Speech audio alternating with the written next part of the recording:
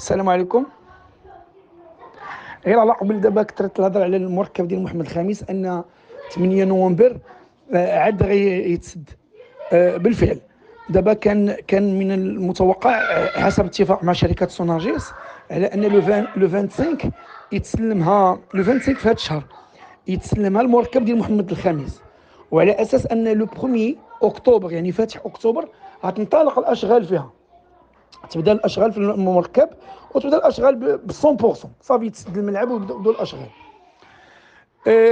وان كان اتفاق مع الجيش ومع الوداد البيضاوي على ان هذوك التظاهرات الافريقيه اللي عندهم، ان المواجهات ديالهم تكون على مستوى مدينه مراكش.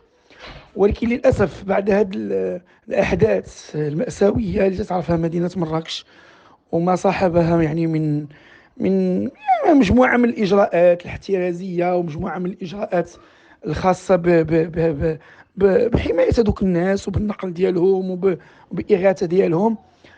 اذا ولا صعيب دابا ان الماتشات يمشوا لمراكش في هذا الوقت. اذا ولا خص الماتش يرجعوا لمدينه الدار البيضاء، سيرتو ان الجامعه كانت دايره الملعب مركب محمد الخامس هو اللي غيستضيف يعني السوبر ليغ بالنسبه للوداد. ولكن دابا كان غيكون استعطاف لدى الكاف باش انها تحول الوجهه الى مدينه مراكش.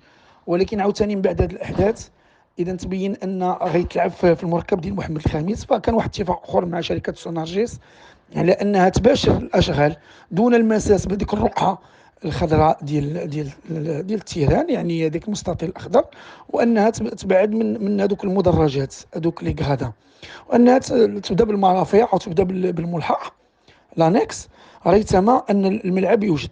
وبما ان التظاهره ديال السوبر ليغ يقدر الوداد انه يمشي فيها ان شاء الله الى ادوار الطلائعيه، لما لا الدومي الفينال والفينال، يعني لو 6 لو 7. وبالتالي فوقع الاتفاق على ان لو 8 نوفمبر انه تباشر يعني شركه سوناجيس الاشغال ديالها 100%.